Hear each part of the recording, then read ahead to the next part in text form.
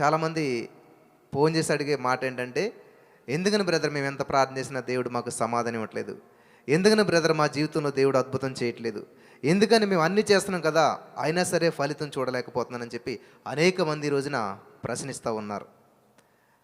ఈ రోజున ఒక అద్భుతమైనటువంటి సందేశాన్ని నేను మీతో పంచుకోవాలని చెప్పి ఆశపడుతున్నాను.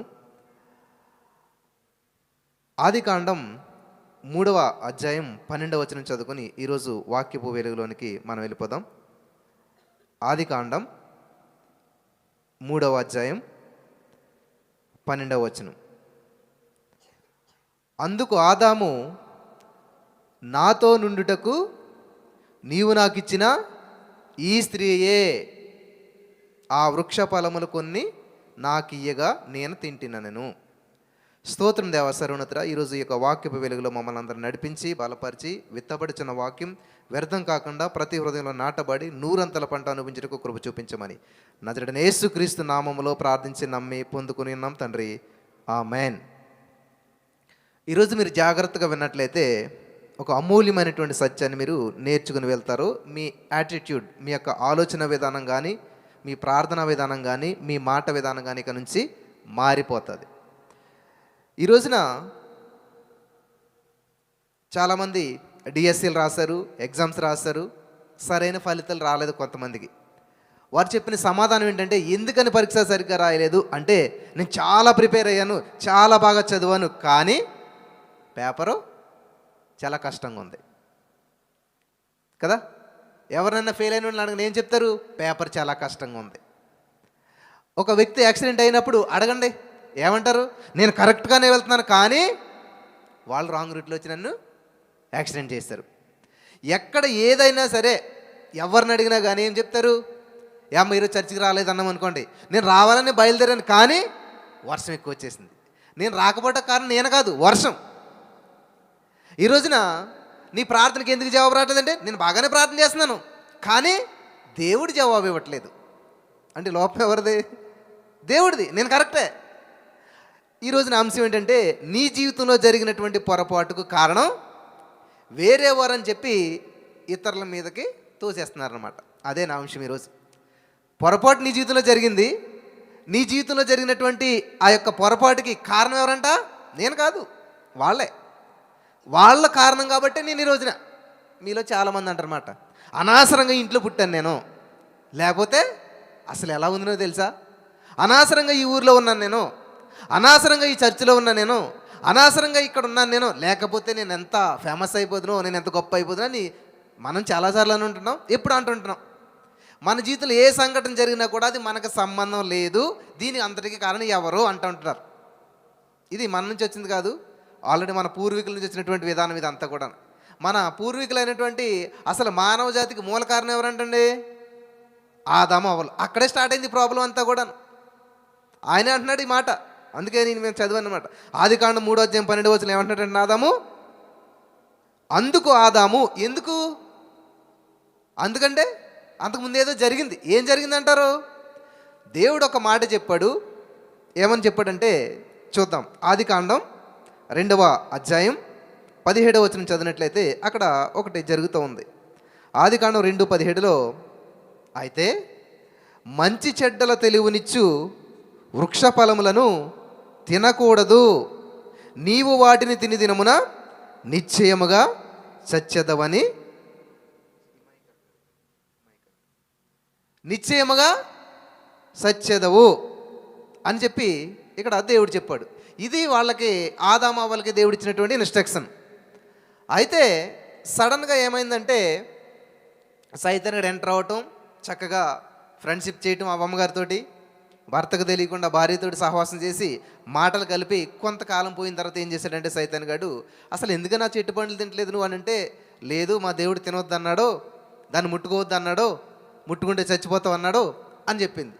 ఇక్కడ అబద్ధం చెప్పింది మా ఎవరు? అవ్వమ్మగారు. ఏం చెప్పింది? దేవుడు ఏం చెప్పాడు, ఈమెం చెప్తుంది?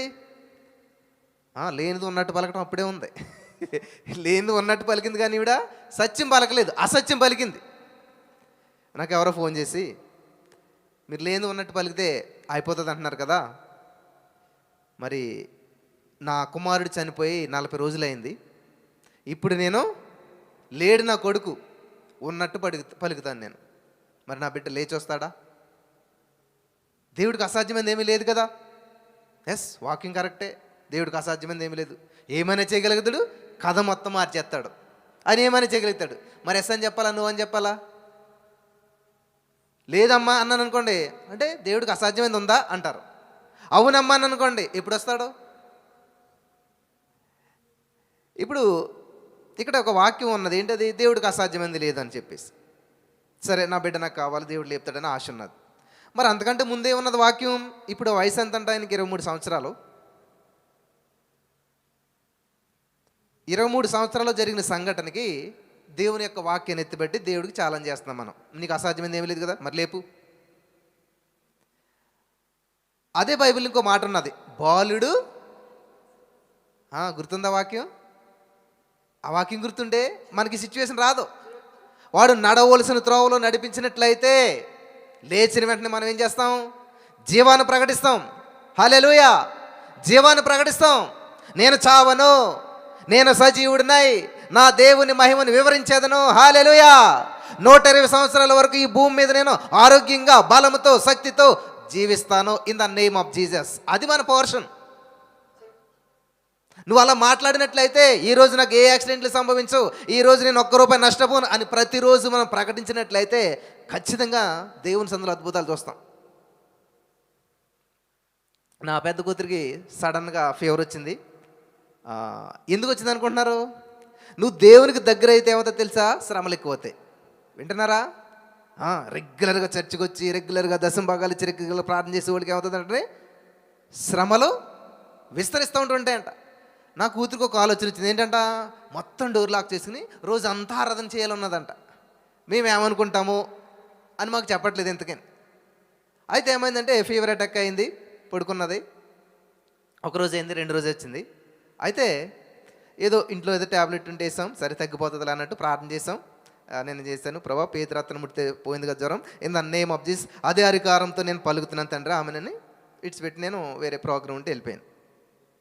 అయితే నా కూతురు పడుకున్నాకంట కల్లోకి ఎవరు వచ్చారంట? ఎవరు వస్తారు? ఏసై వచ్చాడంట.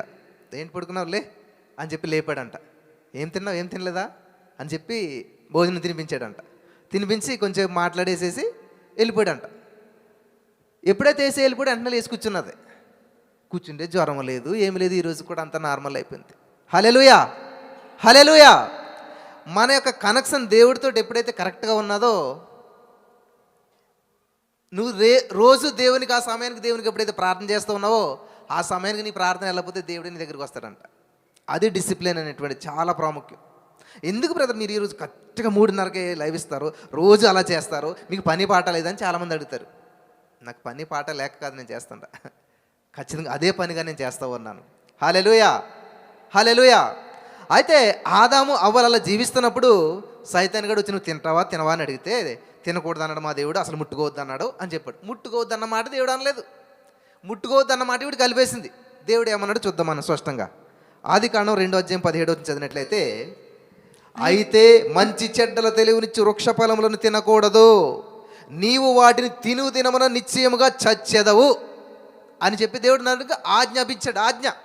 అయితే ఆ మాటను ఎలా చెప్తుంది ఇప్పుడు అవ్వం గారు? చూద్దాం. ఆదికాండం 3:3లోకి చూద్దాం మనం. ఆదికాండం 3:3 చదివినట్లయితే, అయితే తోట మధ్య ఉన్న చెట్టు ఫలములను గూర్చి దేవుడు మీరు చావకుండానట్లు వాటిని తినకూడదనియు వాటిని ముట్టకూడదనియు చెప్పాడా? ముట్టకూడదని చెప్పాడా? ఉన్నది అక్కడ. ఒకవేళ ఉంటే 2:17 ముట్టకూడదని చెప్పేసేవాడు. తింటే చచ్చిపోతారన్నాడు కానీ చావకుండా ఉండాలంటే తినొద్దనలేదు. రివర్స్ చేసేసింది అంతా. చాలామంది ఆడలకు బాధ కలుగుతుంది కానీ తారుమారు చేసేస్తుంటారు మాట అంతా కూడా, గందరగోళం చేసేస్తుంటారు. ఉన్నది ఉన్నట్టుగా, ఇక్కడ ఉన్నది ఉన్నట్టే పలకాలి దేవుడి మాట కాబట్టి. కానీ ఏం చేసింది? అది తింటే చచ్చిపోతారంటే, నువ్వు చావకుండా ఉండాలంటే అది తినకూడదు, ముట్టకూడదంట. ఎంత కథలకు వచ్చింది చూసారు ఈవిడ అంతా కూడాను. ఎవరికి? సైతాన్ గాడికి. వాడు తక్కువడా? దానికి అది చేసి ఇది చేసి అలా ఏమీ లేదు, మీరు ఇంకా దేవుడి కంటే తెలివిలో అయిపోతారు, అది వచ్చేది జ్ఞానం వచ్చేది అన్నీ చెప్పేసేసి ఎలాగైతే మాయ మాటలు చెప్పేసేసి అక్కడ సిచ్యువేషన్ జరిగిపోయింది. అంత అయిపోయింది. అయిపోయిన తర్వాత దేవుడు వచ్చాడంట. దేవుడు వచ్చేసరికి ఏమైంది, అవ్వమ్మ గారు ఒక్కతే తిన్నదా, తింటా 2 పాలు తీసుకొచ్చి ఆదాం గారికి ఇచ్చేసింది. ఆయన కూడా తినేసాడు. తినేసేసరికి ఏమైంది, పాపము వలన వచ్చు జీతం మరణం. ఎప్పుడైతే ఆ పళ్ళు తిన్నారో కళ్ళు తెరవబడ్డాయి, పాపం జరిగింది. ఎప్పుడైతే పాపము వాళ్ళు ఎంటర్ అయిందో అంతవరకు పరిశుద్ధంగా ఉన్నటువంటి వారికి ఏ విధమైనటువంటి లేదు వాళ్ళకి. ఎప్పుడైతే ఆ పండు తిన్నారో, అరే నీకు బట్టలు లేవు, ఇదంతా తెలిసిపోయింది వాళ్ళకి, దూరంగా వెళ్ళిపోయారు. దేవుడు వచ్చాక ఆదామా ఎక్కడున్నావు అంటే, ఆదాం ఎక్కడున్నాడు తెలియదా? మనం ఇందాక కీర్తన చదువుకున్నా ఏంటి, నా తలంపు పుట్టక మునిపే నీకు తెలుసున్నదంట. ఆదాము పండు తినకముందే తింటాడని దేవుడికి తెలుసు. తిన్న తర్వాత ఎక్కడున్నాడని దేవుడికి తెలియదా? తెలుసు. కానీ అడుగుతూ ఉన్నాడు. ఎందుకని అడుగుతాడు దేవుడు? మాస్టర్ ఇప్పుడు అసైన్మెంట్ పెడతాడు నీకు, ఈ ప్రశ్న రాయమని చెప్పి. అంటే ఆ మాస్టర్కి జవాబుకి రాక నీ దగ్గర నుంచి ఏమైనా జవాబు తెలుసుకుందారనా?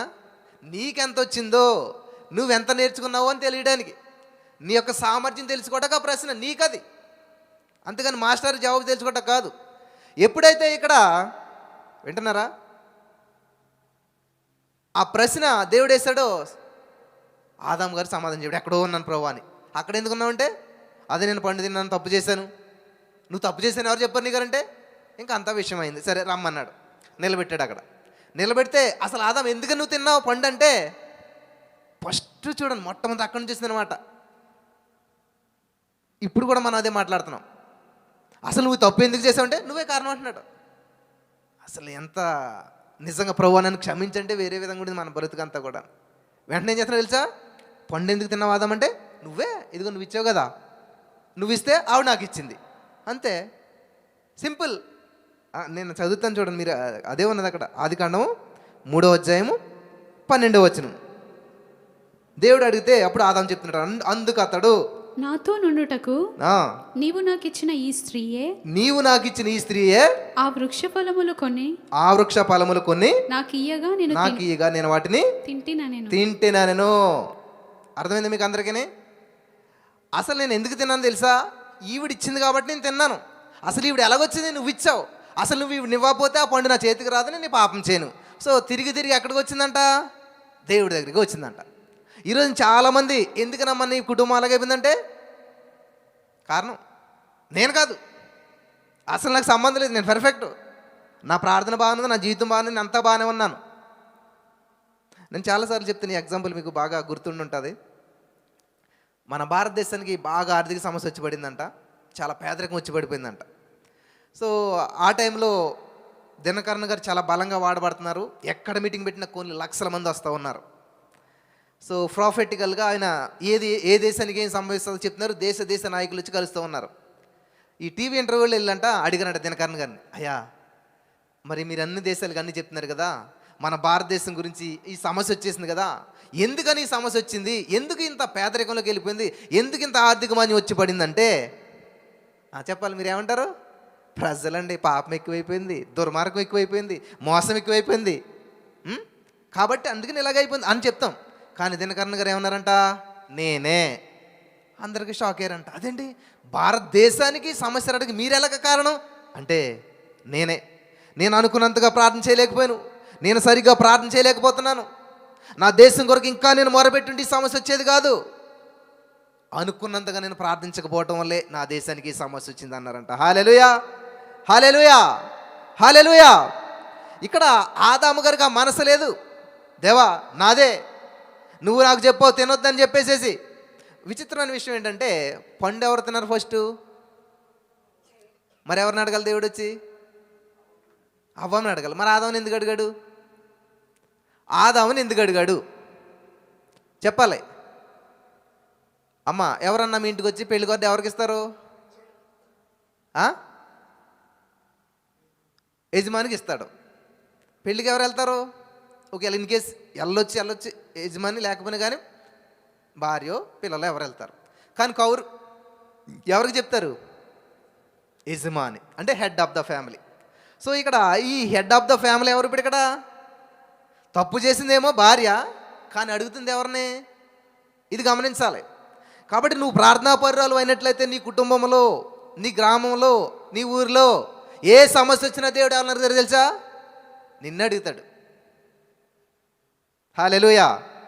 ఈ సత్యం మీరు తెలుసుకోవాలి. మరి ఆదాము తప్పు చేశాడా? తెలీదా? ఆదాము పండు తెలిసి తిన్నాడా? తెలియక తిన్నాడా? ఈ వచనం ప్రకారం ఆదికాండం 3వ అధ్యాయం 12వ వచనం ప్రకారం ఏమన్నాడు? ఆవిడిచ్చింది తిన్నాను, ఆవిడే కారణం అన్నాడు. అంటే నాకేం తెలియదు, అసలు ఇందులో ఏ పాపం తెలీదు. ఈ పాపానికి అంతరికి కారణం ఎవరు? ఈమె. దేవుడు అన్నాడు ఏంటి అవ్వమంటే నాకేం తెలీదు. ఇంకెవరు? సాతానుగాడు, సర్పం. ఏంటి సర్పం అంటే ఇంకా ఆవిడెవరిని చూపించదు? సైతాన్ గడు ఎవరిని చూపించాడు? చూసారా, ఇంకెవరు లేడు కాబట్టి సైలెంట్ అయిపోయాడు. ఇది ఆది కాండంలో జరిగినటువంటి సంఘటన. అయితే ఇంతకీ ఆదాము గారు మోసపోయాడా, మోసగించబడ్డా? చెప్పాలి మీరు అంతా కూడా, బైబిల్ చదువుతున్నారు కదా. అంటే అవ్వమ్మ గారు తినేసేయంటే తినేసేసాడా? తెలిసి తిన్నాడా, తెలియక తిన్నాడా? అంటే అపోస్తలుడైన పౌలు గారు చెప్తున్నాడు ఈ విషయం. అదేంటి, పౌలు గారికి ఆదాము గారికి ఏమైనా సంబంధం ఉన్నదా? బైబిల్ అనేటువంటిది చాలా మార్మికమైనటువంటిది. పరిశుద్ధాత్మ దేవుడు రాశాడు. ఇది పరిశుద్ధాత్మ ప్రేరణతో చదివితేనే అర్థమవుతుంది. కొంతమంది ఏం చేస్తారు, పరమితుంది అక్కడ ఎలాగుందో చూడు, అసలు వాళ్ళకి ఏమీ తెలియదు. అక్కడ అక్షరార్థంగా తీసేసుకుని దాన్ని వాదించేస్తే ఏమర్థమవుతుంది? ఆత్మానుసారమైనటువంటి వారు ఆత్మానుసారమైనటువంటి వాడు మనసు ఉంచుతారు. పరిశుద్ధాత్మ సహాయం లేకుండా బైబిల్ చదివేసేసి దీన్ని వాదించేస్తానంటే, డిబేట్ చేస్తానంటే అర్థం కాదు. ఇక్కడ నిజంగా ఇక్కడ చూస్తే తప్పు ఎవరిది? అవ్వమ్మ గారిది. ఖచ్చితంగా నేస్తారు అందరూ. ఆదాము తెలిసి చేశాడు తప్పు, తెలియ చేశాడా?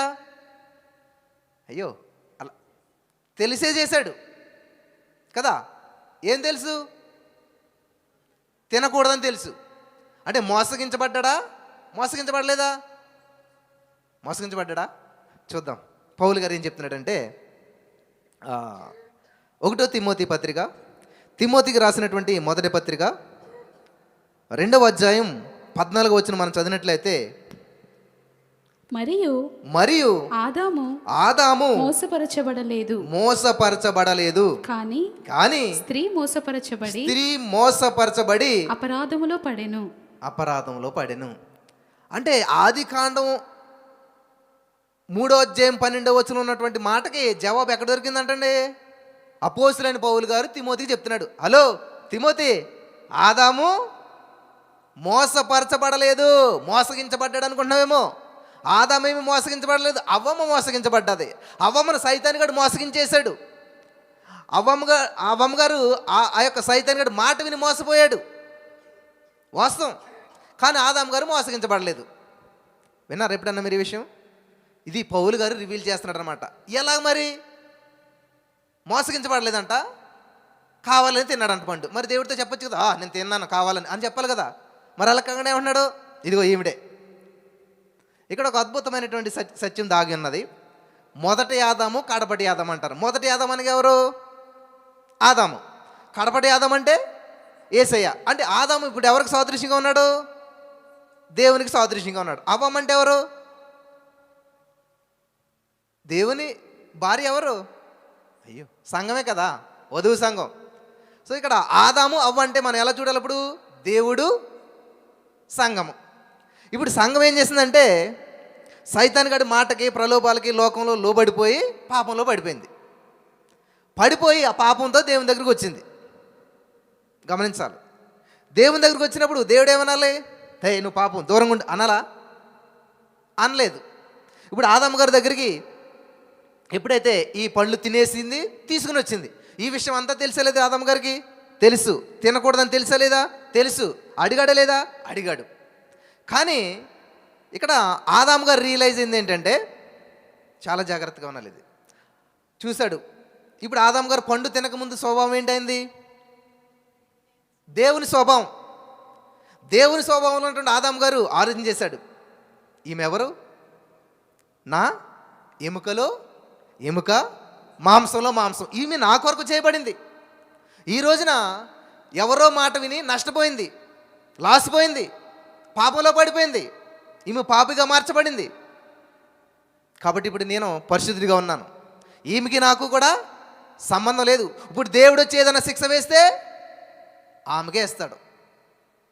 చూడండి మనసు ఎలాగున్నది ఆదాం గారిది. కాబట్టి ఈమె ఇప్పుడు శిక్షను అనిపించాలంటే ఒంటరిగా అనిపించాలి. కాబట్టి ఆదాం ఏం చేశాడు?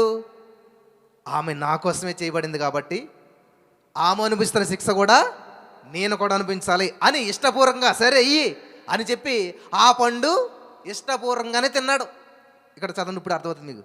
తిమోతి 2:14 మరియు ఆదాము మోసపరచబడలేదు. హల్లెలూయా, హల్లెలూయా.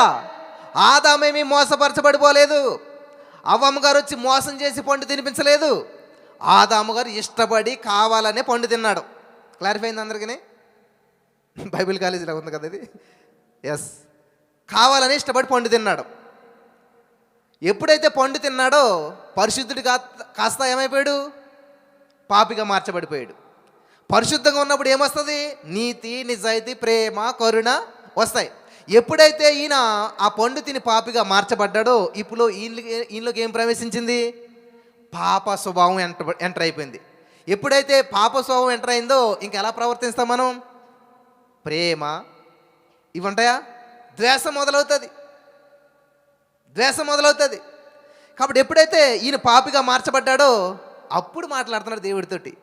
ఏంటి ఆదాము ఇలా చేసావంటే ఈ మాటలన్నీ ఎప్పుడుగా మాట్లాడుతున్నాడు? పాపిగా మార్చబడ్డాక ఇదిగో నేను ఇలా చేయడానికి కారణం అంతా ఎవరు? ఈవిడే.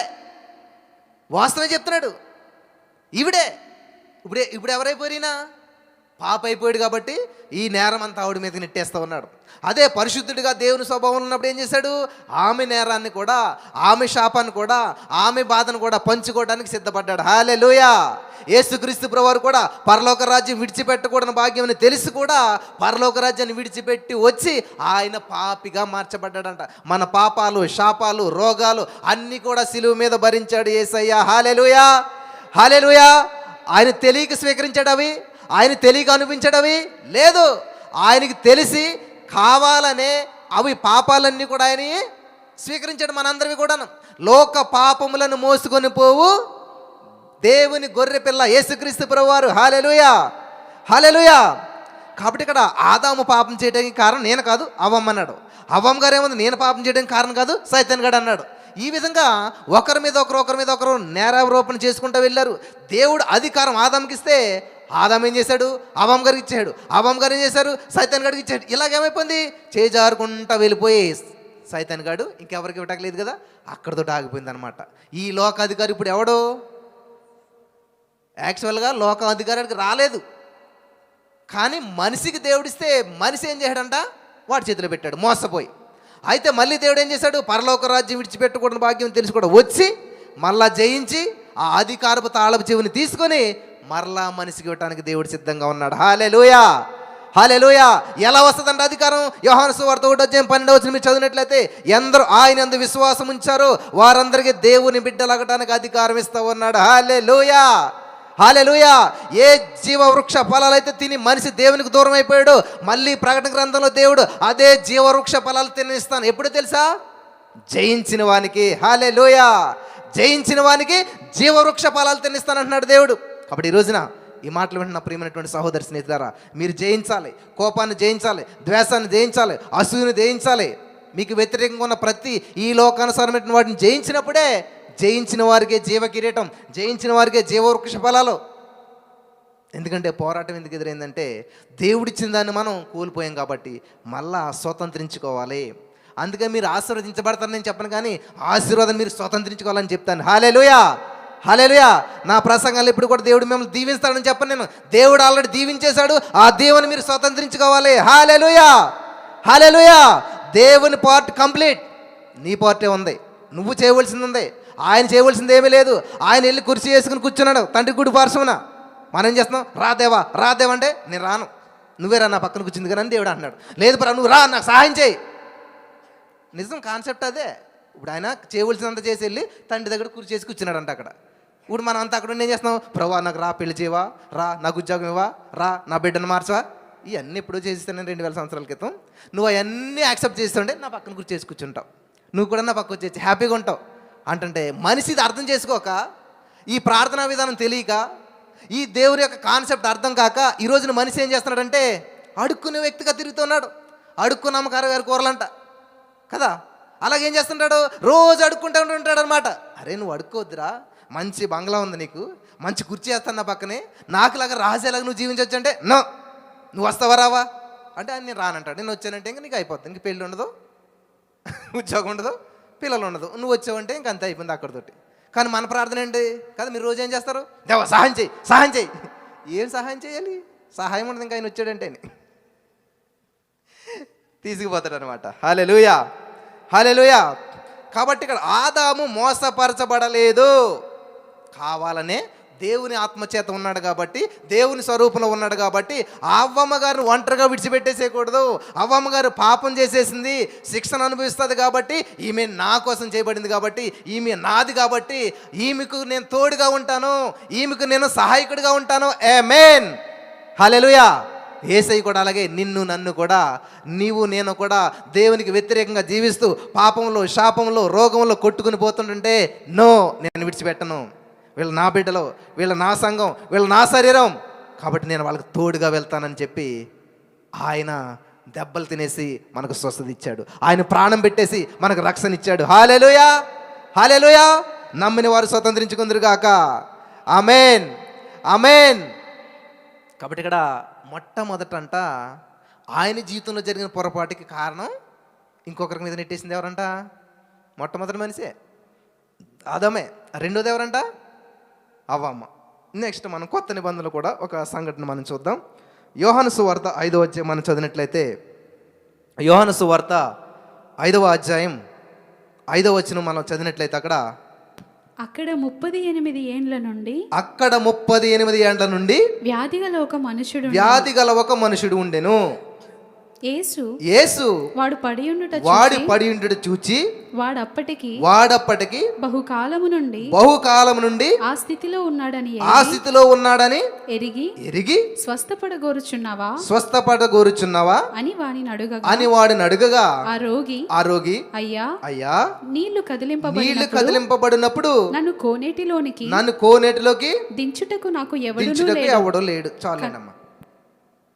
దేవుడు అడిగిందేంటి, నీకు స్వస్థత కావాలా, నువ్వు బాగుపడాలనుకుంటున్నావా అంటే అదంతా పక్కన పెట్టి నేను చెప్తున్నాడు, ఒక స్టోరీ చెప్పుకొస్తున్నాడు. అయ్యా ఇదే మన ప్రార్థన ఏంటంటే, ఏది కావాలో మాట్లాడడం. ఎందుకని ఎవరన్నా ఫోన్ చేసి సరే ఏదైనా చెప్తారు, ప్రార్థన చేస్తానమ్మా అంటే ఒక్క నిమిషం అంటారు. ఒక్క నిమిషం, ఇంకా మనకు ఒక్క నిమిషం ఛాన్స్ రాదు, ఇంక మాట్లాడతాకి ఇంక చెప్తానే ఉంటారు. అలాగే ఈయన ఏం చేస్తున్నాడు, అయ్యా నువ్వు స్వస్థత కావాలన్నా అంటే ఎస్ ప్రభు అంటే అయిపోయింది. అవును ప్రభు, అదే కదా ఆయనకు కావాల్సింది. 38 సంవత్సరాల సమస్య ఏంటి ఆయనకి, 38 సంవత్సరాలు బట్టి వెయిట్ చేస్తున్న దేనికోసం, స్వస్థత కోసం. అది అవును ప్రభు దానికోసమే అని అంటే అయిపోయింది అక్కడ. అది కాకుండా ఏం చెప్తున్నాడు ఆయన, నేను స్వస్థ అది కదా ఇంక ఏదో స్టోరీ చెప్తున్నాడు ఆయన.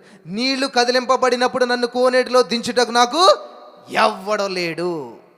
అరే నీకు స్వస్థత కావాలంటే ఎవడ లేడు అంటావేంటి, నీకు ఏది కావాలో చెప్పవే బాబు. నాకు ఎవడ లేడు, నన్ను ఎవడో పట్టించుకోడు, నన్ను ఎవడో చూడు, నాకు మా ఆయన లేడు, లేకపోతే మా పిల్లలు లేరు, నీకు అది అంతే ఎందుకు, నీకు సమృద్ధి కావాలి అంతే కదా, నేను ఉన్నాను కదా. హల్లెలూయా.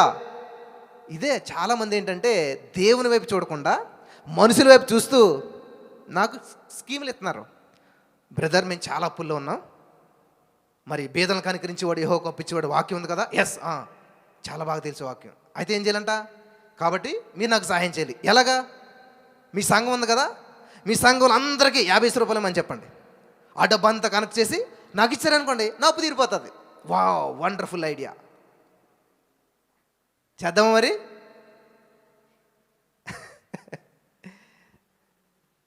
నేను చెప్పాను అప్పుడు, అమ్మా దీనికి ఇంత ప్రాసెస్ ఎందుకు, ఇంకా దేవుడు ఎందుకు, ప్రార్థన ఎందుకు, ఇవన్నీ ఎందుకు మనుషులు వైపు చూసినప్పుడు. దేవుడు మాట అన్నాడు, మనుషుల దయ సంపాదించుకొని కోరువాడు దేవుని సహాయం సంపాదించుకోలేడు. నువ్వు నిజంగా దేవుని సహాయం పొందాలనుకో, తలుపులు వేసుకో, అన్నీ మూసుకో, మోకరించి ప్రార్థన చేయి.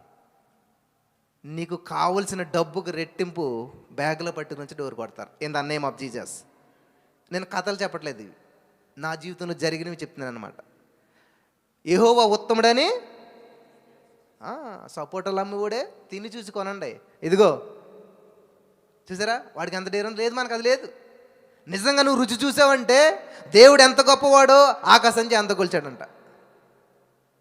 ఆకాశాన్ని ఉత్తరం అంటే ఒక చీరను మడత పెట్టినట్టుగా, ఒక టవల్ని మడత పెట్టినట్టు మడత పెడుతున్నాడంట. అంత గొప్ప దేవుడిని మనం ఎంత తక్కువ అంచనా వేస్తున్నాం. దేవుడి సామర్థ్యం తెలిసినటువంటి వారి యొక్క ఆలోచన విధానం కానీ, మాట విధానం కానీ అసలు ఆర్డినరీగా ఉండదు, ఎక్స్ట్రాడినరీగా ఉంటుంది. కాబట్టి ఈరోజున నాకు చాలా పెద్ద సమస్య ఉంది, నో, నాకు చాలా గొప్ప దేవుడు ఉన్నాడు. In the name of Jesus. Hallelujah, hallelujah. ఏ సమస్య నుంచి అయినా సరే, ఏ బంధకం నుంచి అయినా సరే, ఎటువంటి స్థితిలో నుంచి అయినా నన్ను లేపేటువంటి నా దేవుడు, నా విమోచకుడు సజీవుడు. హల్లెలూయా, హల్లెలూయా. సత్యము మిమ్మల్ని స్వతంత్రులుగా చేస్తుంది. మీరు బంధకాల్లో ఉన్నారంటే కారణం ఏంటి తెలుసా? సత్యం తెలియలేదు కాబట్టి, వాక్యంలో ఉన్న సత్యం గ్రహించలేదు కాబట్టి. వాక్యాన్ని నేను 3 నెలలు బట్టి వింటున్నాను బ్రదర్ మీ మెసేజ్లు, ప్రతిరోజు లైవ్లో ఉంటాను. మరి ఎందుకు జరగట్లేదు? కారణం ఎవరు? మీరే. మీ మెసేజ్లో వింటున్నాను, మీరు చెప్పినట్టు చేస్తున్నాను, అయినా జరగట్లేదు. ప్రాబ్లం ఎవరంట? నేనే. పిల్లలు గమనించాలి, వాక్యంలో ఉన్న సత్యం తెలిసినట్లయితే నేను అంటున్నాను, ఏ సేవకుడు నీకు అవసరం లేదు, ఎవరు నీ కోసం ప్రార్థన చేయవలసిన అవసరం లేదు.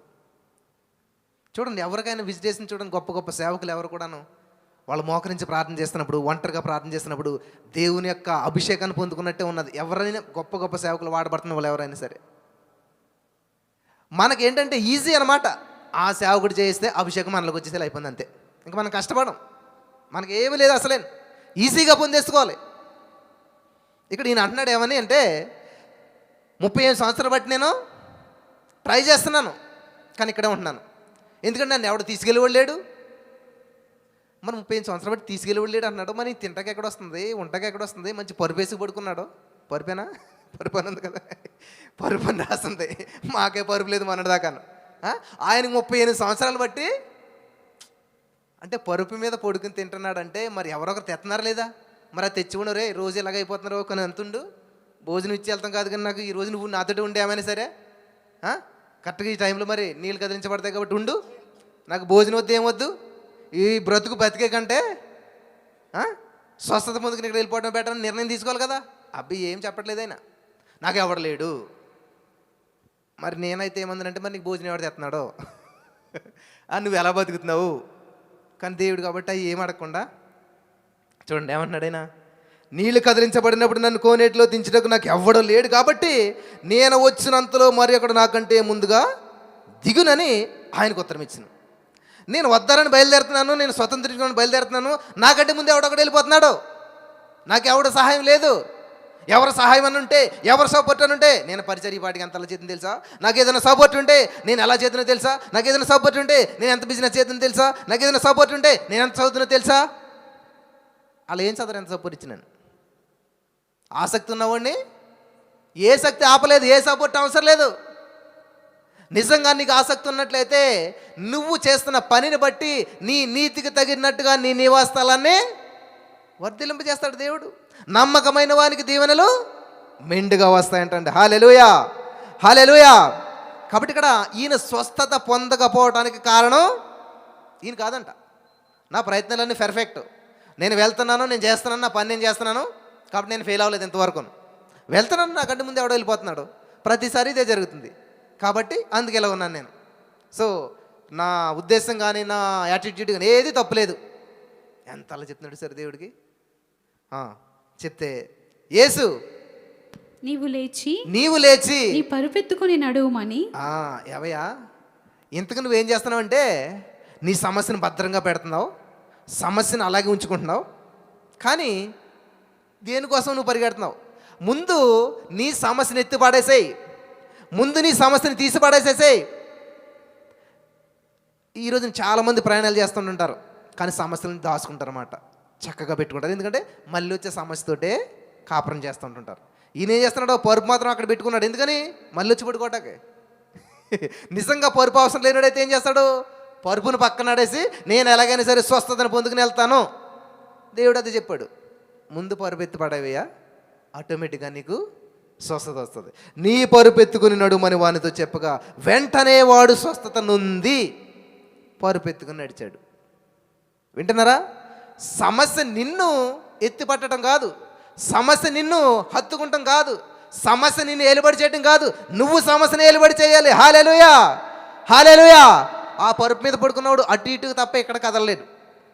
ఉదక మీద తలుపు తిరుగు రీతిగా సోమరి తన పడకపై పొర్లాడును అనే పాట ఉంటుంది.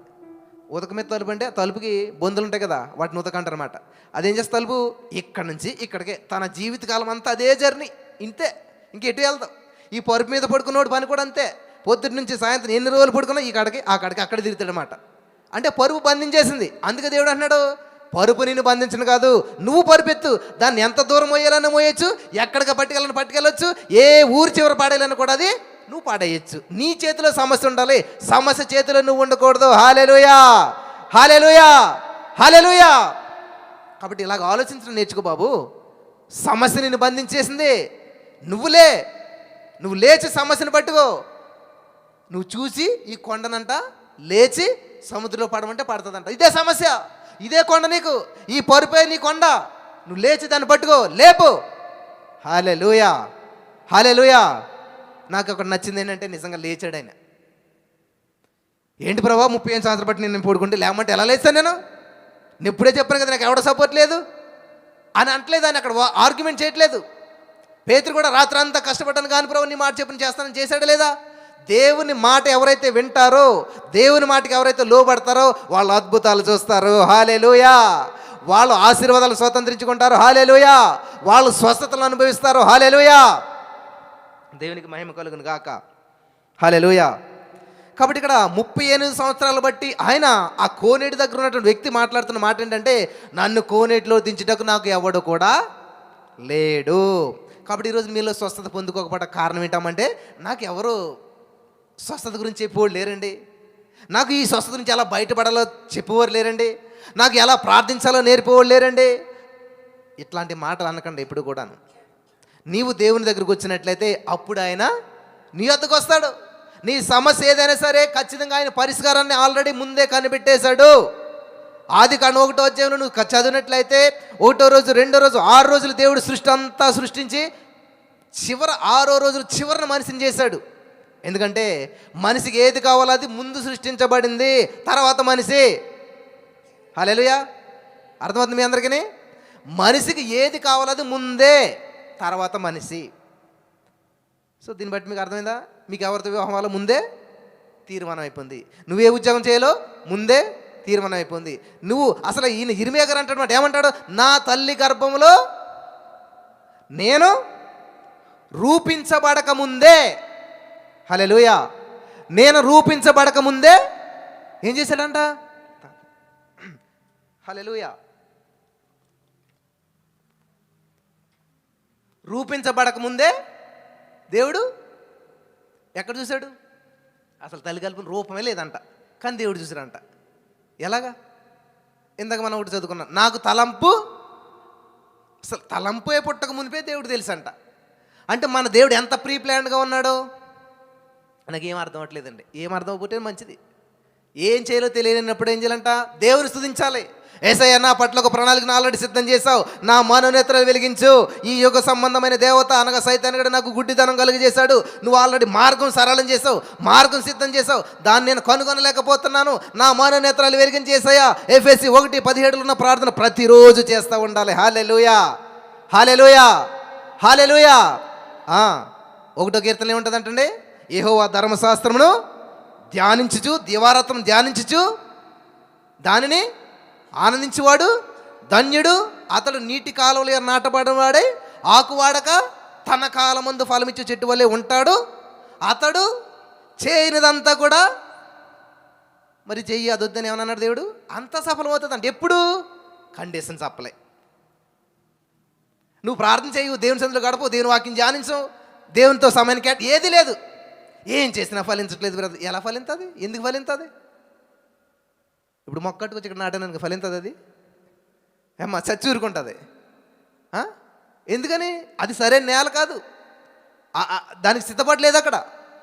కాబట్టి ఈరోజున చాలామంది ఫలించకపోవటానికి, అభివృద్ధి చెందకపోవటానికి కారణం దేవుడు అనుకుంటారు, పరిస్థితులు అనుకుంటారు.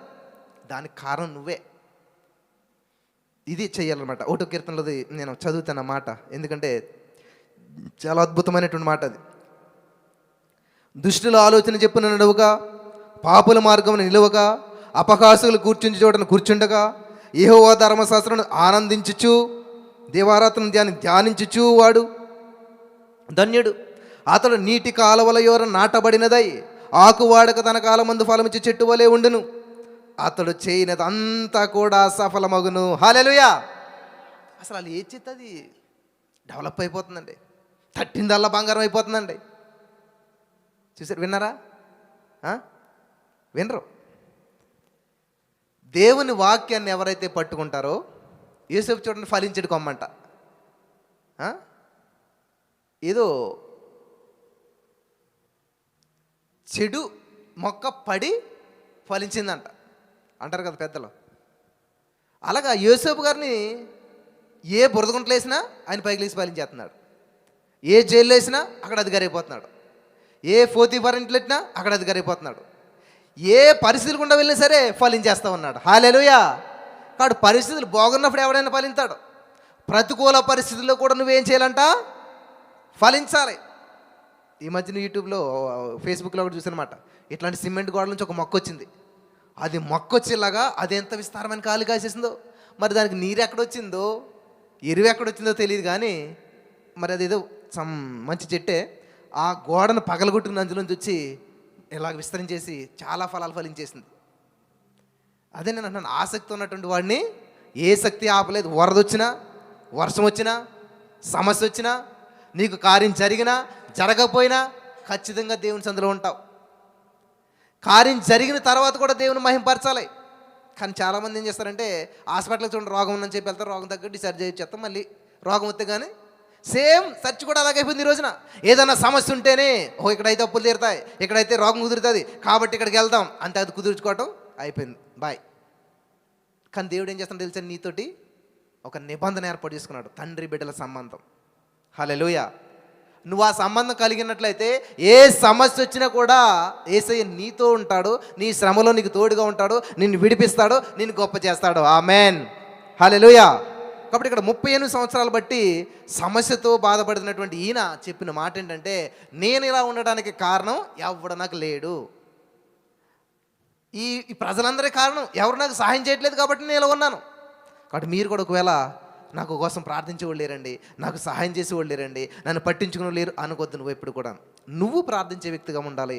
నువ్వు అనేక మందికి మార్గాన్ని చూపే వ్యక్తిగా ఉండాలి. నెక్స్ట్ ఇంకొక అంశాన్ని మనం చూద్దాం. ఇంకొక వ్యక్తిని, న్యాయాధిపతుల గ్రంథం 16వ అధ్యాయం 16వ వచనం మనం చూసినట్లయితే, న్యాయాధిపతుల గ్రంథం 16వ అధ్యాయం 16వ వచనం చదివినట్లయితే అక్కడ దేవుని వాక్యం సెలవిస్తున్నదంటే, ఆమె అనుదినము మాటల చేత అతన్ని బాధించి తొందర పెట్టుచున్నందున అతడు ప్రాణము విసికి చావగోరెను. అప్పుడు అతడు తన అభిప్రాయం అంతయు ఆమెకు తెలియజేసెను. చాలండి.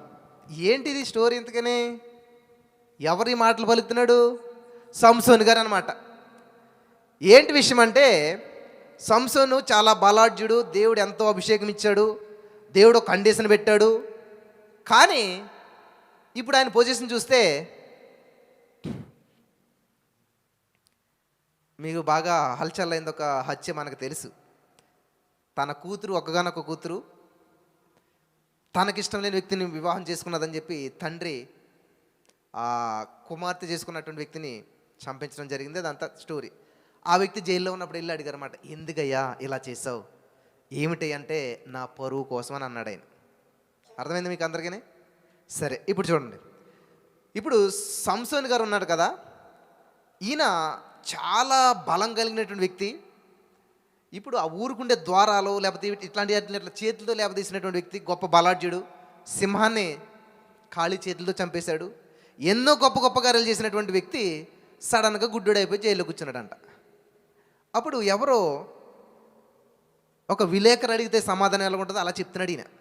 ఏందయ్యా సంసోను, అసలు నువ్వేంటి, నీ జీవితం ఏంటి, ఇలా గుడ్డోడు అయిపోయేంటి, ఇలా గాను చుట్టూ తిరుగుతున్నావేంటి, ఇది తిప్పుకుంటున్నావేంటి, ఏమిటి అని అడిగితే ఆయన ఏమన్నాడు తెలుసా?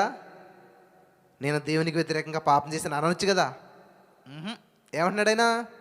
అదిగో ఆవిడ కారణం. ఎవరో? ఇప్పుడు చదవండి, మీకు అర్థమవుతుంది. నేను ఇలా గుడ్డోడు అయిపోయా కారణం ఏంటి తెలుసా?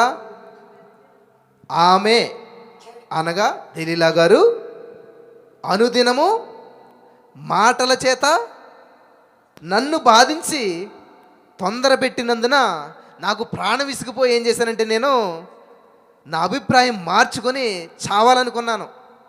అంటే ఆయనకి చావటానికి మార్గం ఏంటో ఆయనకి తెలుసు. ఏది చేస్తే అది చచ్చిపోతాడో అది చేశాడు ఆయన. ఈ సీక్రెట్ చెప్పకూడదు, దేవుడు చెప్పాడు కదా, ఇది తిను దినమున మీరు సచ్చెదరు నిశ్చయంగా, తెలుసు కదా. అంటే కావాలని ఇంకా చావుకు సిద్ధమయ్యారంటమాట.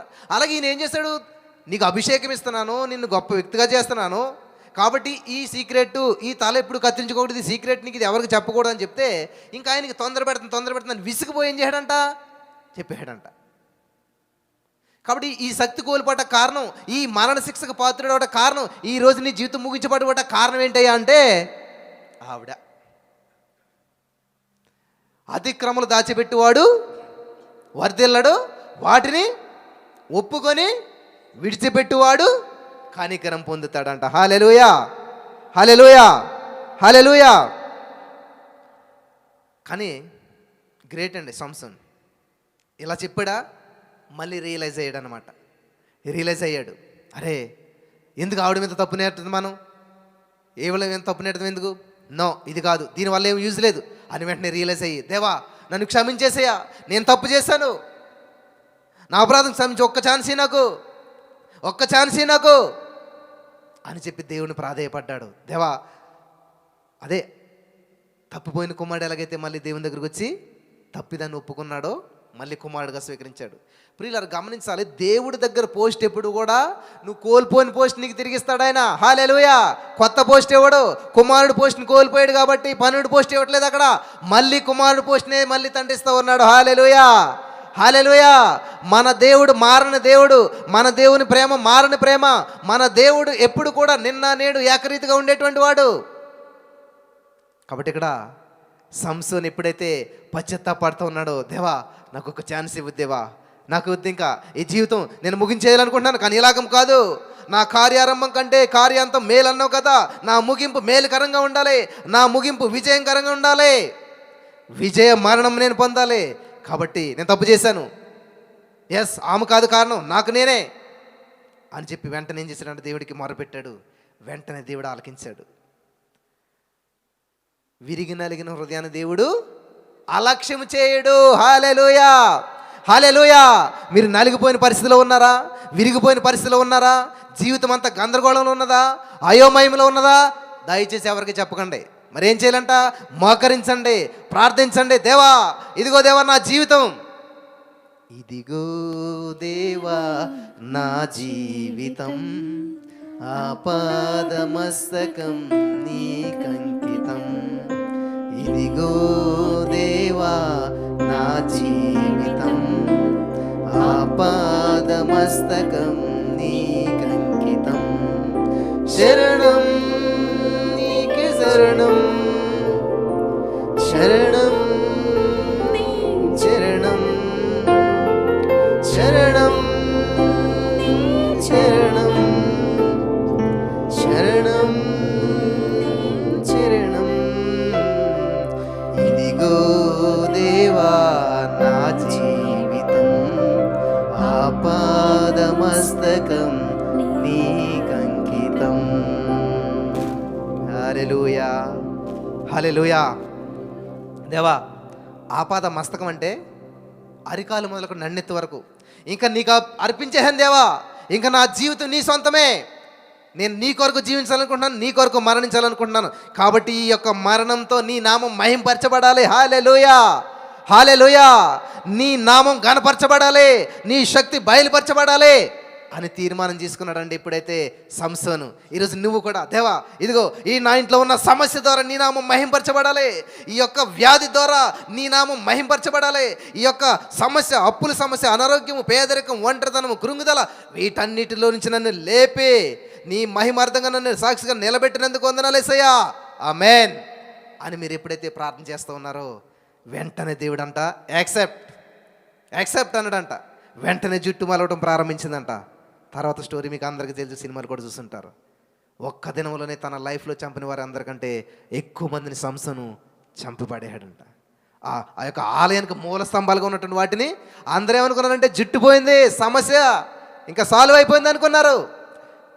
దేవుడు ఏదైనా చేయగలుగుతాడు, ఎప్పుడైనా చేయగలుగుతాడు. కథ మొత్తం మార్చేశాడు. కాబట్టి ఈ రోజున నీ సాడ్నెస్ స్టోరీ అయితే గ్లాడ్నెస్గా మార్చేస్తానికి దేవుడు సిద్ధంగా ఉన్నాడు. నువ్వు దుఃఖిస్తున్నట్లయితే నీ దుఃఖాన్ని నాట్యానికి మార్చడానికి సిద్ధంగా ఉన్నాడు. హల్లెలూయా, హల్లెలూయా, హల్లెలూయా.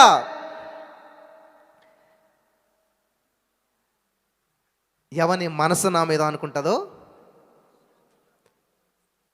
మరి మాట తెలిసినప్పుడు ఎందుకని ఫోన్ చేసి నేను చాలా గందరగోళంలో ఉన్నాను బ్రదర్, అమ్మ ప్రార్థన, అయ్యో అసలు 3 గంటలకి వెళ్ళిపోతాను నేను 3:30 ప్రేయర్ అంటే. దేవుడు అంటే ఎంత ప్రేమో, అసలు బైబిల్ ఎంత అధ్యాయాలు చదువుతానో రోజుకి, ఎంత ఎంత ఎంత ప్రైజ్ గాడ్. మరి అంత చేసి ఇంత గందరగోళం ఎందుకు? అమ్మ మీరు అబద్ధాలు చెప్తున్నారు అంటాను నేను. లేదు నిజమే అంటారు. మరి దేవుని వాక్యం ఇలాగ ఉంది కదా, మ్యాచ్ అవ్వట్లేదు కదా. ఎవని మనసు నా మీద అనుకుంటుంది వాళ్ళు పూర్ణ శాంతి గలవు అనుకుంటారు. మరి ఇది మీరు అశాంతితో ఉన్నారేంటి? మరి అబద్ధాలు కాదు అది, ఇది అంటే అలా కాదు బ్రదర్, ఇంకేమొద్దు, అర్థమైపోయింది కదా. ఇట్లని మ్యాచ్ అవ్వలేనప్పుడు దేవుడు కూడా ఏం చేస్తాడు? దేవుడు ఏం చేస్తాడంట? వెతుక్కుంటాడంట. ఏంటది? నేను వచ్చినప్పుడు ఎవరి దగ్గరైనా విశ్వాసం కనుగొనగలదునా అంటాడంట. నీ దగ్గర ఫెయిత్ లేకపోతే విశ్వాసం లేనాడు ఆయనకి ఇష్టడే కాదంట. నటిస్తున్న మనం విశ్వాసం ఉన్నట్లుగా, విశ్వాసులుగా, ఎస్ ఐఎమ్ ఫెయిత్ఫుల్ మాట్లాడొచ్చు, ఫెయిత్ఫుల్గాను. మా నాన్నగారు చిన్నప్పుడు నేతి బీరకాయలు తెచ్చారు. అంటే అట్లకి గోర్లు ఉంటాయి కదా, ఎలాగుంటుంది అది, నున్నగా సొరకాయ ఎలాగ ఉంటుంది, నేతి బీరకాయలు అంటారు దాన్ని. బీరకాయ మా నాన్నగారు నేతి బీరకాయలు అన్నాడు. ఓహో, మా నాన్నగారు అలాగే ఇళ్ళకి తెచ్చిపెట్టి అన్నీ పెట్టి ఒక గిన్నె తీసుకుని అందులో పిండేసాను నేను. నెయ్యి వచ్చేస్తుంది కదా అని చెప్పేసి అందులో చూస్తే ఇదే వచ్చింది, బీరకాయ చేస్తే అది వస్తుందని. మా నాన్నగారు వచ్చి తిట్టాడు కానీ నేను అడిగాను, మరి నేతి బీరకాయలు అన్నారు కదా, నెయ్యి ఉంటుంది కదా ఇందులో అంటే, ఒరే పేరుకి నేతి బీరకాయలు అంతే, అందులో నెయ్యి ఉండదు. ఇలా పేరుకి విశ్వాసం అంతే, అందులో పిండితే విశ్వాసం ఉండదు, నీళ్ళు వస్తాయి, అవిశ్వాసం వస్తుంది, అపనమ్మకం వస్తుంది, ఆందోళన వస్తుంది, స్ట్రెస్ వస్తుంది, విశ్వాసం రాదు. అంతే కదా. ఇప్పుడు ఆరెంజ్ తీసుకుని నేను గట్టిగా పిండి అనుకోండి, యాపిల్ జ్యూస్ వస్తుందా? మరి అలాగొస్తుంది ఇక్కడ. మేము చాలా విశ్వాసం అండి. అన్నా రేపే రిజల్ట్ నా నెంబర్ ఉంటుందో లేదో భయం వేస్తుంది. ఎప్పుడు నైట్ 1 గంటన్నరకు ఫోన్ చేసి నాకు చూసుకోవటానికి భయం వేస్తుంది నాకు. నువ్వు ప్రార్థన చేస్తే కానీ నేను చూసుకోను. నాకు 1 గంటన్నరకు ఫోన్ చేసి నాకు నిద్ర లేకుండా చేసి వాళ్ళకి రిజల్ట్ కానీ నాకు రిజల్ట్ లాగమాట. సరే రిజల్ట్ వచ్చింది, అక్కడ తెలిసిపోయింది రాలేదు జాబు. మళ్ళీ ఏంటంట, అన్న నువ్వు చెప్తావు కదా లేనిది ఉన్నట్టు పలకమని. అప్పుడు అంటే ఏం పలుకుతారంట, నాకు జాబ్ లేకపోయినా సరే జాబ్ ఇచ్చినందుకు వందనాలు యేసయ్యా. ఎంత వాక్యాన్ని ఎంత భలేగా అప్లై చేసుకుంటున్నారండి అసలేని.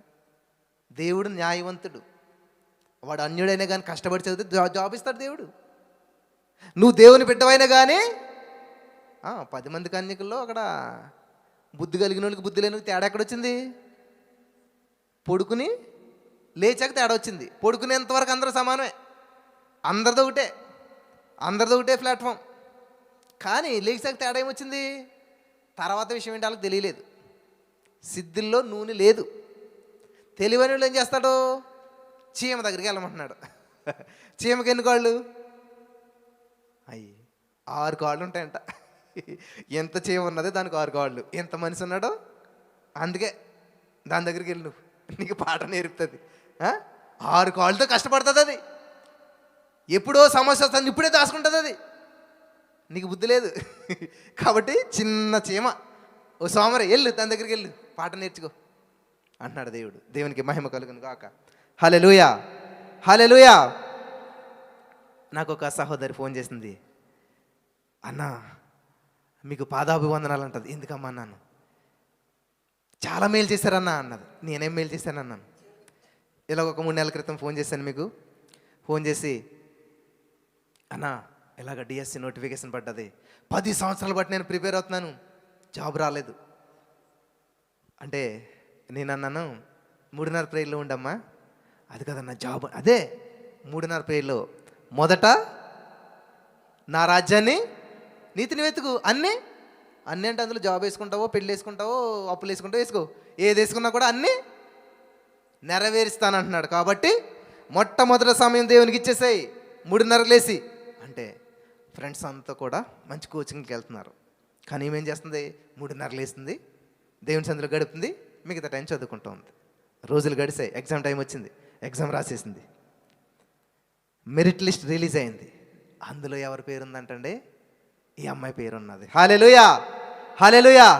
వెంటనే ఫోన్ చేసింది, అన్న వాళ్ళంతా కష్టపడి చదివారు, ట్యూషన్కి వెళ్ళారు, ఇది చేశారు, అది చేశారు, కానీ నేను ఒక్కటే చేశాను, మొట్టమొదటి సమయం లేచిన వెంటనే దేవుని సందులో గడిపాను. హల్లెలూయా. మిగతా టైం చదువుకున్నాను. ఏం చదువునో ఎలా చదువునో తెలియదు, కానీ హై స్కూల్ టీచర్ జాబ్ లిస్ట్లో నేను ఉన్నాను. హల్లెలూయా. వస్తాను, ఖచ్చితంగా వచ్చి నేను అక్కడ సాక్ష్యాన్ని పంచుకుంటాను. ఆమేన్. చూసారా, దేవుడు ఏం చేస్తాడంటే, ఎవరికి ఇస్తాడంట, ఎవడో దీనుడై నలిగిన హృదయం కలిగిన వాడై నా మాట విని వణుకుచుండునో వానినే నేను దృష్టించుచున్నాను. యెహోవా కన్ను లోకమంతా సంచారం చేస్తుంది, కానీ అందరి మీద దృష్టించట్లేదంట. ఎవడో దీనుడై, ఒబీడియంట్, చాలా ఒబీడియంట్ మెయిన్. కానీ ఇక్కడే మనకు కుదరదు. నన్ను అలాగంటారా, నేను రాను, నన్ను ఇలా చేస్తారా, భోజనం చెట్టు మానేస్తారు చాలామంది. ఏంటంటే అదిగో నన్ను పట్టించుకోలేదు.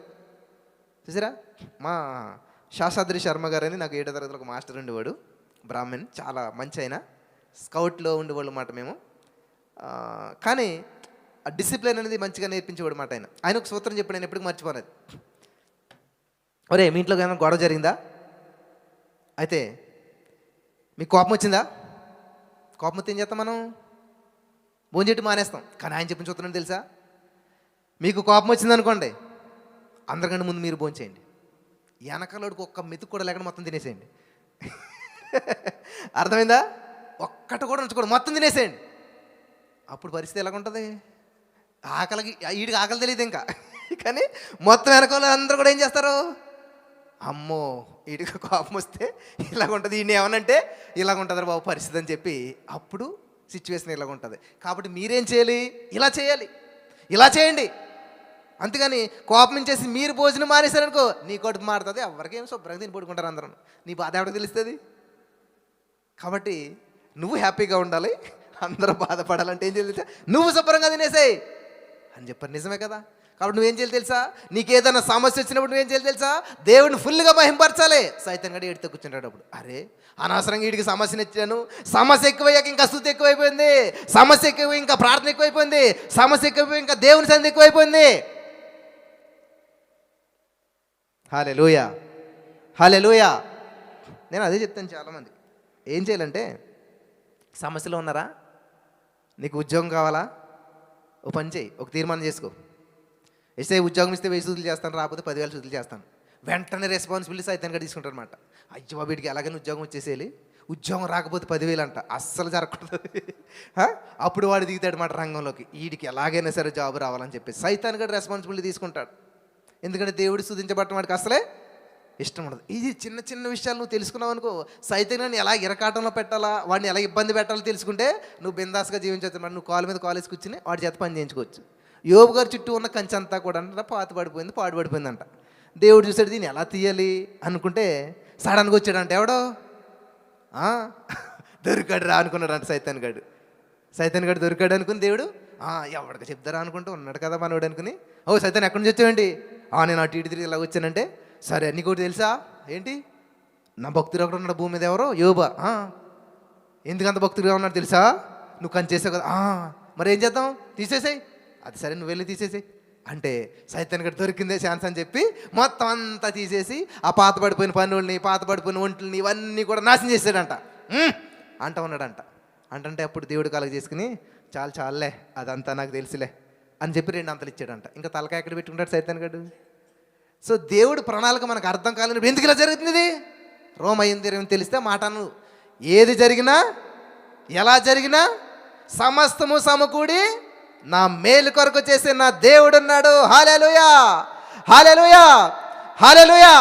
నువ్వు అటువంటి విశ్వాసంలోకి ఎప్పుడైతే వచ్చావో, రోజంతా కూర్చుని కన్నీళ్ళు కార్చవు, ఏం చేస్తావు, గంతులేస్తావు అన్నమాట, చిందులేస్తావు అన్నమాట. దేవుడేమో సంతోషించండి మీ సమస్యలను తీరిపోతానంటే, లేదు నేను ఏడుస్తాను, నేను కన్నీళ్ళు కారుస్తాను, నేను దుఃఖిస్తాను, నేను బాధపడతాను. కోపపడటం వల్ల ఏమవుతుందంటే 37 రకాల జబ్బులు వస్తాయంట. కాబట్టి మనం ఏడాలంటే నవ్వున కూడా కన్నీళ్ళు వస్తా తెలుసా మీకు? వచ్చే ఎప్పుడన్నా మీకు కన్నీళ్ళు వచ్చేలాగా నవ్వుని రోజు ఎప్పుడన్నా ఉందా మీకు? అయ్యో, నేను స్కూల్లో అయితే తెగ నవ్వేవాడిని. చాలాసార్లు నేను కన్నీళ్ళు వచ్చేలాగా నవ్వాను, కానీ ఏడుపు అయితే ఎప్పుడు ఏడలేదు నేను. మా నాన్నగారు చనిపోయినప్పుడు కూడా ఏడలేదు నేను అంతా. కానీ ఈ రోజున చిన్న సమస్య వస్తే చాలు ఇంకా ఏడుపు ఏడుపు. నాకు ఆ ఫోన్లోనే అసలు ఇలా పెట్టుకోవాలని అనమాట. ఇంకా ఎందుకంటే ఫోన్ నుంచి కన్నీళ్ళు ఎక్కడ మీద పడతాయి అన్నట్టుగా ఉంటుంది అన్నమాట. అంత గళ్ళుమని ఏడుస్తూ ఉంటున్నారు చాలామంది. నేను అంటాను వాళ్ళతోటి, అమ్మ ఎంతకాలం బట్టి ఏడుతున్నామంటే 20 సంవత్సరాలు బట్టి ఏడుతున్నానండి. ఎంతమందిని మార్చామంటాను అనుకో. మా ఆయన ఏం మారలేదు. మరి ఎందుకు వచ్చిందమ్మా?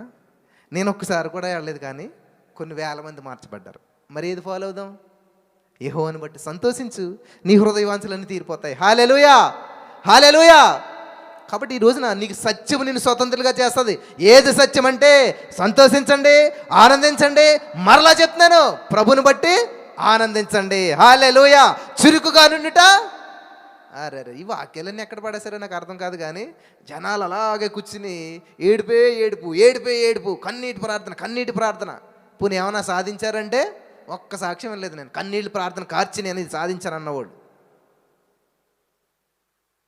విశ్వాసం వలన కొండలు కదిలించబడతాయి, కానీ కన్నీళ్ళ వల్ల కదిలించబడతాయని ఎక్కడన్నా ఉన్నదా?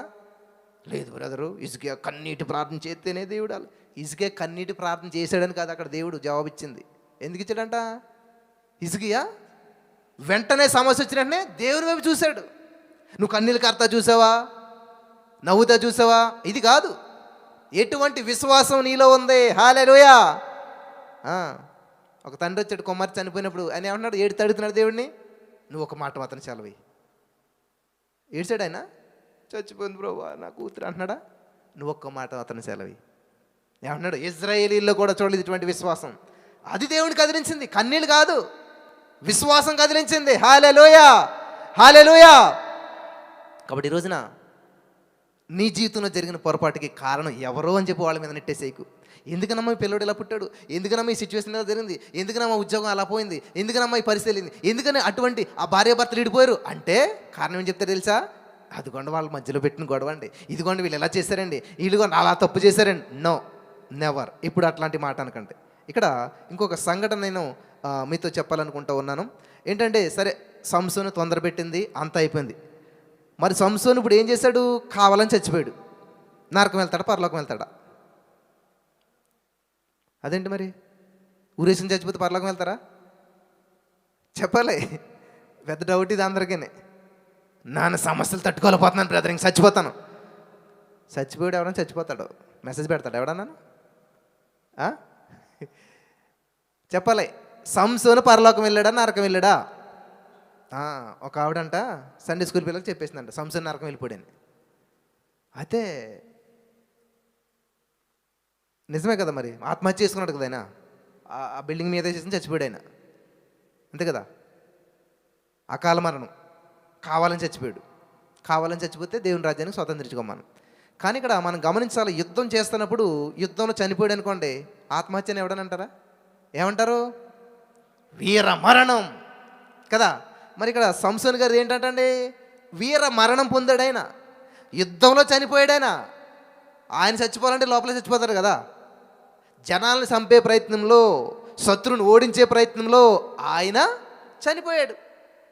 అయితే ఇక్కడ మనం గమనించవలసింది ఏంటంటే, ప్రూఫ్ ఏంటి పరలోకం వెళ్ళాడన్న దానికి? హెబ్రీ పత్రిక 11:32 చదివినట్లయితే బైబిల్ గ్రంథంలో లిస్ట్ అవుట్ చేసినటువంటి వాళ్ళను అక్కడ ఉన్నాడు దేవుడు. ప్రార్థనా వీరి లిస్టు లేదు, కన్నీళ్ళు కార్చిన వారి లిస్టు లేదు, యుద్ధాలు చేసిన వారి లిస్టు లేదు, ఏ పని చేసిన వారి లిస్టు లేదు. కానీ ఒక లిస్ట్ మాత్రం ఉందండి. ఎవరిదే? వాళ్ళని ఏమంటారు? విశ్వాస వీరుల లిస్టు. హల్లెలూయా, హల్లెలూయా. ఎవరి లిస్టు ఉన్నదంటండి? మరి దేవుని కదిలించేది ఏంటంట? నీకు కావాల్సింది ఏంటంట? విశ్వాసం. ఎలాగొస్తుందంట? కన్నీళ్ళు గారితో వస్తుందా? ఉపవాసం ఉండి వస్తుందా? మరి పాస్టర్ గారి చేతితో వస్తుందా? మరి అన్నీ చేస్తున్నాం మనం, కానీ అవన్నీ చేసిన రాంది ఒకటి ఉన్నది. ఏంటది? విశ్వాసం. మరి విశ్వాసం ఎలాగొస్తుంది? ఏం వినాలి? దేవుని యొక్క వాక్యం వినటం వల్ల. అది అస్సలు నచ్చదు మనకి. బ్రదర్ అది ఇది రాస్తే అయిపోతుందంటే ఎలాగవుతుంది? నేను 100 మెసేజ్లు చెప్పాను. అది ఎలా రాయాలి, ఏం రాయాలి, ఏంటన్నారు? మెసేజ్ వింటే కదా సాక్ష్యం వింటారన్నమాట. నేను ఇలా రాశాను, 3 రోజుల్లో 9 లక్షల అప్పు తీరింది అంతే. అలా అయినట్టే చూశారు, 3 రోజుల్లో 9 లక్షలు. అయ్యి బాబోయ్, 30 సంవత్సరాలు బట్టి నేను బాధపడుతున్నాను, ₹1,00,000 అప్పు తీర్చలేకపోతున్నాను. ఎంత కష్టపడినా అవట్లేదు, 3 రోజుల్లో 9 లక్షలు ఎలా తిరిగిపోయింది? కాబట్టి నేను ఇలా చేసేసి నాకు ఇది అయిపోవాలి, కావాలి, చెప్పండి ఏం చేయాలి చెప్పండి, ఎలా చేయాలి? అమ్మ మెసేజ్ అన్నారా? 3:30 ప్రేయర్కి రండి. ఏముండదు, ఇది ఏమొద్దు, డైరెక్ట్గా. ఒక ఆయన అంట దేవుడు ఉంటే చూపించానడంట. మీకు ఆగుందా అన్నాడంట. అవుందా అన్నాడంట. పాలు ఇస్తుందా అన్నాడు, ఇస్తుందన్నాడంట. ఆ పాలు పట్టుకొచ్చి నాకు అందులో నెయ్యి చూపించానడంట. ఇందులో నెయ్యి ఎలాగొస్తుంది అన్నాడంట.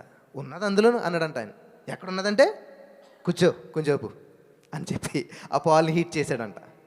హీట్ చేసిన పాలని చల్లబెట్టాడంట, కొంచెం తోడేసాడంట. ఇంకో రోజు కూర్చున్నాడంట, అది పెరిగైందంట. పెరిగిన కాస్త మళ్ళీ చిలికాడంట, దాంట్లోంచి వెన్న వచ్చిందంట. ఆ వెన్నను తీసుకెళ్ళి కాస్త హీట్ చేశాడంట. ఇదిగో ఏంటది, ఎక్కడి నుంచి వచ్చింది? పాల్లోంచే. కానీ ఎలాగొచ్చింది? ఇలా పాలు పట్టుకు అలా నెయ్యి వచ్చిందా? It's a process. కాబట్టి దేవుడు నువ్వు కనుగొంటావు. ఒక ప్రాసెస్ గుండా నువ్వు వెళ్ళినట్లయితే ఖచ్చితంగా దేవుడు నువ్వు చూస్తావు. హల్లెలూయా, హల్లెలూయా. దేవుడు నువ్వు కనుగొంటావు. అందుకని రా కనపడు అంటే దేవుడేమి ఈజీగా కనపడ్డు. ఒక ప్రాసెస్ ఉంటుంది, ఆ ప్రాసెస్ గుండా వెళ్ళినట్లయితే దేవుడు నువ్వు కనుగొంటావు అని చెప్పాడంట. హల్లెలూయా, హల్లెలూయా. కాబట్టి ఇక్కడ ఇంకొక వ్యక్తిని నేను చూపించి ముగించాలనుకుంటూ ఉన్నాను. ఈయన అందరిలాగా చెప్పలేదు, ఈయన చాలా డిఫరెంట్గా మాట్లాడాడు. ఎవరంటే ఆయన ఆదికాండం 45వ అధ్యాయం 5వ వచనంలో ఒక మాట ఉంది, చదువుకుందాం. ఆదికాండం 45వ అధ్యాయం 5వ వచనం. అయినను నేను ఇక్కడికి వచ్చినట్లు మీరు నన్ను అమ్మివేసినందుకు దుఃఖపడకుడి. అబ్బా, ఇదేంటండి, గోతిలో ఉన్నవాడు పైన ఉన్నవాడు అదర్చినాడంట. అరే నన్ను గోతిలో పాడేశారని మీరు బాధపడకండి. ఎలా ఉంటుంది ఇది?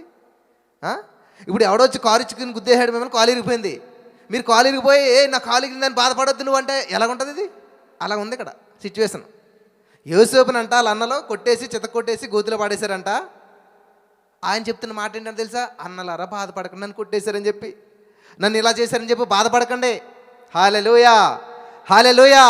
విశ్వాసం కలిగిన వారి మాటలు ఎలాగుంటే తెలుసా? నీకు ఎవరు ఎంత నష్టం చేసినా, నిన్నెంత ఎవరు బాధ పెట్టినా, నిన్నెవరు కృంగదీసినా సరే నువ్వేం చేస్తావు తెలుసా? వాళ్ళకి ఆదరణకర్తగా నువ్వు ఉంటావు. హల్లెలూయా. వాళ్ళని ఓదార్చే స్థితిలో నువ్వు ఉంటావు, వాళ్ళకి సమాధానం చెప్పేటువంటి హై లెవెల్లో నువ్వు ఉంటావు. In the name of Jesus. Hallelujah. యేసేపు అన్నలు యేసేపుని ఎంత గోతులోకి అయితే తోసారో అంత పైకి లేచాడంట ఆయన. ఎందుకని? బంతిని తీసుకుని నేలను కొట్టండి, ఎంత బలం ఉపయోగించి కొడతావో. ఎందుకని లేచింది బంతి పైకి? ఎందుకు లేచిందమ్మా? బంతి కింద నుంచి పైకి ఎందుకు లేచింది? అదే ఫోర్సేలండి, ఫోర్స్ ఇచ్చి కొట్టడం కూడా పైకి లేచింది అది. అదే మట్టి ముద్ద వేసి కొట్టండి, మరి ఎంత ఫోర్స్ ఇచ్చి కొట్టినా అక్కడ అతుక్కుంటుంది. ఎందుకని? మట్టి ముద్దకి బంతికి తేడా ఏంటి? అదే ఎగురుతుంది. ఎందుకని ఎగురుతుంది అది? లోపలే ఉంటుంది, గాలి ఉంటుంది. మట్టి ముద్ద లోపల గాలి ఉంటుంది, అతుక్కుపోతుంది అక్కడ. అంటే ఇక్కడ ఫెయిత్, విశ్వాసం ఉన్నవాడిని ఏంటంట, ఎంత గట్టిగా కొడితే అంత పైకి లేస్తుందంట, అంత పైకి లేస్తారంట. నిన్ను ఎంత తొక్కాలని చూస్తే అంత ఆశీర్వాదకరంగా ఉంటావు. హల్లెలూయా, హల్లెలూయా, హల్లెలూయా. కాబట్టి ఈరోజు నీ మాటలు వింటున్న ప్రియమైనటువంటి సహోదరి స్నేహితులారా, నీకు వ్యతిరేకంగా రూపించబడిన ఏ ఆయుధము, అయ్యో మరి మాట తెలుసు కూడా బ్రదర్, అస్సలు మాకు వాళ్ళు వ్యతిరేకంగా ఎంత ప్రయత్నాలు చేస్తున్నారు తెలుసా? అక్కడ ముగ్గేశారు, ఇక్కడ నిమ్మకాయ ఇట్టారు, మరి వీటికి ఎందుకు భయపడుతున్నావు? ఈ వాక్యం తెలుసు కదా నీకు. తెలిసినా నా పక్కనే 1000 మంది, అయ్యో కుడి పక్కనే, అయ్యో అవి ఇంత తెలిసినా కూడా నిమ్మకాయకి ఎందుకు భయపడుతున్నావు? ఎండుమిరపకాయకి ఎందుకు భయపడుతున్నావు? తెలుసు వాక్యం, కానీ అది నీలో పని చేస్తుందో లేదని భయం, అవిశ్వాసం. విశ్వాసం కలిగిన వాడు కలవరపడడు. అంటే నీలో అవిశ్వాసం ఉన్నదానికని ప్రూఫ్ అనమాట. మనమే బట్టబయలు చేసుకుంటుంటాం అనమాట. నాకు చాలా భయం వేస్తుందంటే నేను అవిశ్వాసిని అని చెప్పి బోర్డు పెట్టి తిరుగుతున్నాను అనమాట. కాబట్టి ఏ సమస్య నీకు వచ్చినా కూడా, ఏది నాకు ఎంత మాత్రం హాని చేయదు, గాఢాంధకారపు లోయలో నేను సంచరించినా కూడా, ఏ తెగులు కూడా, ఏ అపాయం కూడా నాకు సంభవించదు. In the name of Jesus I'm believing, I'm receiving. Thank you Jesus. Hallelujah, hallelujah. కాబట్టి ఇక్కడ యోసేపు ఏమంటున్నాడంటే, అన్నలారా నన్ను గుంటలో పడేశారు, నన్ను బాధ పెట్టారు, నన్ను ఇబ్బంది పెట్టారు, కానీ బాధపడద్దు. అదంతా సమకూడి రోమా 8:28 ప్రకారం నా దేవుడు ఏం చేశాడు తెలుసా? సమస్తము సమకూర్చి నా మేలు కొరకు మార్చేశాడు. హల్లెలూయా, హల్లెలూయా. నేను దేవుని ప్రశ్నించను, మనుషులు ప్రశ్నించను, నేను దేవుని మహింపరుస్తాను. దేవుని మహింపరిచేవాడు ఎప్పుడు కూడా ప్రశ్నించడు. దేవుని మహింపరిచేవాడు ఎప్పుడు కూడా మనుషుల వైపు చూడడు, దేవుని వైపు చూస్తాడనమాట.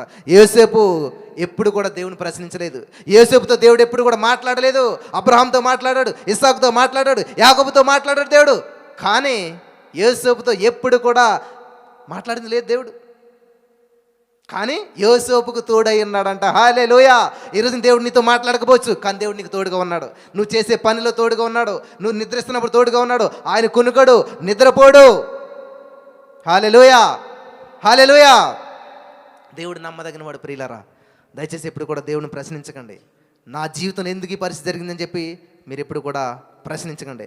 ఎక్కడన్నా మీరు రోడ్డు మీద వెళ్తున్నప్పుడు ఎవడో వచ్చి గుద్దేసి వెళ్ళిపోయి ఆకుండాను వెంటనే ఏం చేస్తారు? ఎవడన్నా వెతికితే కూర్చుంటారా? హాస్పిటల్కి వెళ్తారా? తెలివైనడైతే హాస్పిటల్కి వెళ్తాడు. మరి అదే మనం కూడా దేవుని సన్నిధిలో చేయవలసింది. ఈరోజు నీకు జరిగిన నష్టానికి, జరిగిన సమస్యకి ఎందుకు ఇలాగా, ఎందుకు ప్రభా, ఏంటి జీవితం అని ప్రశ్నించకండి. దేవా, ఏ స్థితిలో నుంచి నన్ను లేపుతున్నందుకు వందనాలు, హల్లెలూయా. నన్ను తలగా చేసినందుకు వందనాలు, నన్ను హెచ్చించినందుకు వందనాలు, నన్ను గొప్ప చేసినందుకు వందనాలు. In the name of Jesus I'm believing, I'm receiving. ఇది ఆలోచన విధానం ఎట్లా ఉండాలి. నువ్వు ఎక్కడ పడ్డా సరే లేచి పరిగెత్తు, అందరికంటే ముందు నేను దేవుడు ఎడతాడు. Amen, amen. నా స్నేహితులందరికీ నాకంటే ముందు ఉద్యోగం వచ్చింది, అందరికీ. నేను ఒక్కడిని మిగిలిపోయాను, నాకు ఒక్కడికి రాలేదు. విచిత్రమైన విషయం ఏంటంటే అందరికంటే ముందు ఇల్లు నేను కట్టాను. హల్లెలూయా, హల్లెలూయా.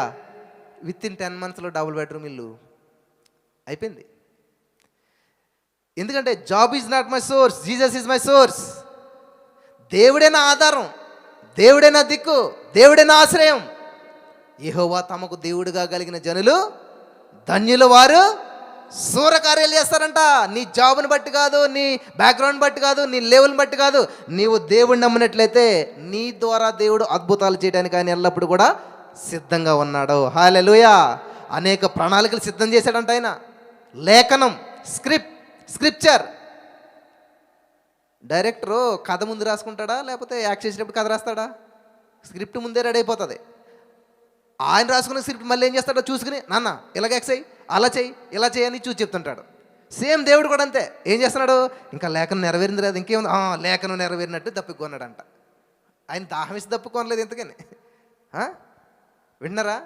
లేఖనము నెరవేరినట్లు అంటే స్క్రిప్ట్ ముందే రెడీ చేసుకుని వచ్చాడు ఆయన. దాని ప్రకారం అంతా కూడా చేస్తున్నాడు ఇక్కడ. హల్లెలూయా, హల్లెలూయా, హల్లెలూయా. కాబట్టి ఈ రోజున నీ జీవితంలో యాక్సిడెంట్లుగా కార్యాలు జరుగుతున్నాయని మీరు అనుకుంటున్నారేమో. దేవుడు ఆల్రెడీ ప్రణాళికను సిద్ధం చేశాడు. ఆ ప్రణాళిక ప్రకారం నీ జీవితం వెళ్ళాలంటే నీ కళ్ళు తెరవబడాలి, అంతే కదా. ఇప్పుడు ఒక వే ఉన్నది, కానీ మనకి చీకటి ఉన్నది, వెళ్ళలేము అందులో. ఎప్పుడైతే దేవుని వెలుగు నీ మీద ప్రకాశించిందో, నువ్వు వెలుగుగా మార్చబడ్డావో, నీ వెలుగు ప్రకాశిస్తుందో, నీ దారి నీకు స్పష్టంగా కనిపిస్తుంది. హల్లెలూయా, హల్లెలూయా, హల్లెలూయా. కాబట్టి దేవుని వెలుగు నీకు ప్రకాశించాలంటే మోషే 30 లక్షల మందిలో ఒక్కడ ముఖం ప్రకాశించిందంట, అదే మోషే. కాబట్టి నువ్వు 30 లక్షల మందిలో మూలిగితో కూర్చోవద్దు. నువ్వు ఒక్కడిగా ప్రత్యేకించబడి కొండెక్కు, దేవునితో గడుపు. నువ్వు అనేక మందికి వెలిగినిచ్చే వ్యక్తిగా, అనేక మందికి నాయకుడిగా, అనేక మందికి సొల్యూషన్గా నువ్వు మారుతావు. హల్లెలూయా, హల్లెలూయా, హల్లెలూయా. ఐ యామ్ నథింగ్ అనకు, ఐ యామ్ సంథింగ్ అనాలి, ఐ యామ్ స్పెషల్ అనాలి, I am more than conqueror అనాలి. హల్లెలూయా. నేను అందరిలో ఒక్కను కాదండి, నేను సంథింగ్, నేను ప్రత్యేకించబడిన వ్యక్తిని, నేను స్పెషల్ వ్యక్తిని. హల్లెలూయా. మరి ఎందుకంటే మీకు ఈ సమస్యలు? Special people have special problems. కాబట్టి నేను స్పెషల్. నేను స్పెషల్ కాబట్టి నాకు స్పెషల్ ప్రాబ్లం. నువ్వు ఆర్డినరీ కాబట్టి అందరికి వచ్చే ప్రాబ్లం నీకు వచ్చింది. హల్లెలూయా. ఏ స్థితిలో ఉన్నా సరే మనం దేవుని మహిమపరిచేలాగా ఉండాలి. దేవునికి మహిమ కలుగును గాక. బలపరచబడ్డారా? ఆశ్రయించబడ్డారా?